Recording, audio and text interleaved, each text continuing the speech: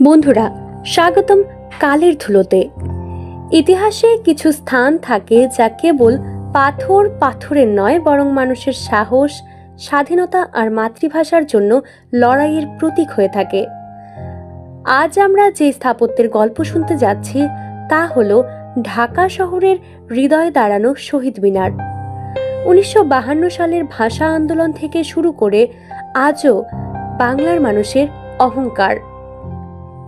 ভাষা আন্দোলনের প্রেক্ষাপট: 1947 সালে ভারত বিভাজনের পর জন্ম হলো নতুন দেশ পাকিস্তান।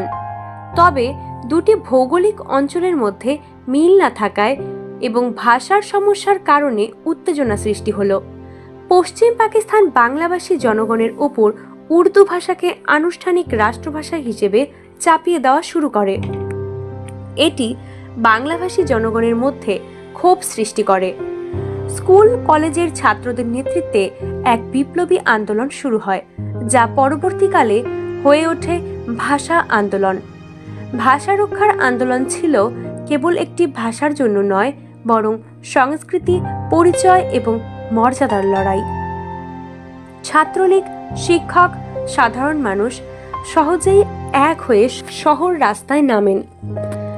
1952 সালের ফেব্রুয়ারি মাসে প্রথম বড় আন্দোলন ঘটে, যেখানে রাজপথে নামা মানুষদের ওপর পুলিশের গুলিবর্ষণ হয়। এই ঘটনার ফলে শহীদ হন অনেক মানুষ। এমন সময়ই ছিল যখন বাংলার মানুষ বুঝতে পারে ভাষার মর্যাদা রক্ষার জন্য ত্যাগ করতে হবে। শহীদ মিনার স্থাপনের ধারণা ঠিক এই সময় জন্ম নেয়। শহীদ মিনারের জন্ম ও নির্মাণ: ভাষা আন্দোলনের শহীদদের স্মরণে প্রথম শহীদ মিনার নির্মাণ করা হয় 1952 সালে। এটি মূলত একটি স্মৃতিসৌধ, যেখানে শহীদদের রক্ত ও আত্মত্যাগকে চিরন্তন করা হয়। প্রথম শহীদ মিনার ছিল বেশ সরল, কিন্তু তা জাতীয় চেতনায় অনন্য প্রভাব ফেলেছিল। পরে স্বাধীনতার পর আরও বড় আকারে শহীদ মিনার হয়। ডিজাইন করা হয় শহীদদের আত্মত্যাগের প্রতীকী উপাদান দিয়ে। কেন্দ্রে একটি উঁচু মিনার, যা বাংলার মানুষের সংগ্রামের উচ্চতাকে নির্দেশ করে। চারপাশে ছোট ছোট স্তম্ভগুলি দাঁড়ানো, যা ভাষা আন্দোলনের শহীদদের সংখ্যা ও সাহসকে প্রতিফলিত করে। শহীদ মিনারের নির্মাণে কারিগর ও স্থপতিরা বিশেষভাবে খেয়াল রেখেছিলেন প্রতিটি লাইন, স্তম্ভ ও মার্বেল টুকরোতে ইতিহাসের ছোঁয়া যেন থাকে। শহীদদের গল্প: শহীদ মিনারের সাথে জড়িয়ে আছে অনেক সাহসী মানুষের নাম। রফিক উদ্দিন, আনন্দী দেবী, সেলিনা খাতুন, আলমগীর। এই শহীদরা সাধারণ মানুষ হলেও তাদের সাহসিকতা জাতির জন্য অনন্য অনুপ্রেরণা হয়ে যায়। পুলিশ গুলিতে শহীদ হয়ে যাওয়া এই মানুষেরা আজও বাংলার মানুষের হৃদয়ে জীবন্ত। শহীদ মিনারে প্রতিটি স্তম্ভ ও মার্বেল টুকরো যেন তাদের আত্মত্যাগের গল্প বলছে। পর্যটক ও শিক্ষার্থীরা যখন এটি দেখে, তখন তারা অনুভব করে ভাষা ও সংস্কৃতির জন্য মানুষ কতটা ত্যাগ করতে পারে। সাংস্কৃতিক ও জাতীয় গুরুত্ব: শহীদ মিনার কেবল একটি স্থাপত্য নয়, এটি বাংলার চেতনার প্রতীক। প্রতি বছর 11ই ফেব্রুয়ারি স্কুল, কলেজ, বিশ্ববিদ্যালয় ও সরকারি প্রতিষ্ঠানগুলো শহীদ মিনারের পাশে একত্র হয় ভাষা শহীদ দিবস উদযাপন করতে। এদিন মানুষ ফুল অর্পণ, প্রার্থনা ও বক্তৃতা করে শহীদদের স্মরণে। এটি শুধু বাংলাদেশের নয়, আন্তর্জাতিকভাবে ইন্টারন্যাশনাল মাদার ল্যাঙ্গুয়েজ ডে হিসেবে ঘোষণা করা হয়েছে। শহীদ মিনার দেখলে বোঝা যায় ভাষা আন্দোলন কেবল ভাষার জন্য নয়, মানুষের মর্যাদা, সাংস্কৃতিক পরিচয় এবং একতার জন্য লড়াই। স্থাপত্য ও নকশা বিশ্লেষণ: শহীদ মিনারের নকশা অত্যন্ত চিত্তাকর্ষক। কেন্দ্রে উঁচু মিনার, চারপাশে স্তম্ভ, মার্বেল ও পাথরের নিখুঁত ব্যবহার।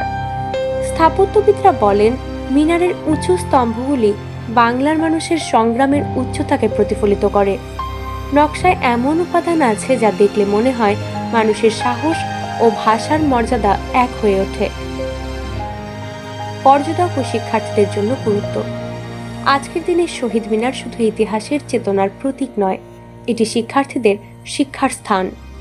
অনেক শিক্ষার্থী এখানে আসে ভাষা, আন্দোলন, সাহস ও ঐক্য সম্পর্কে শিখতে। পর্যটকরা আসে স্থাপত্য ও সাংস্কৃতিক দিকটি বোঝার জন্য।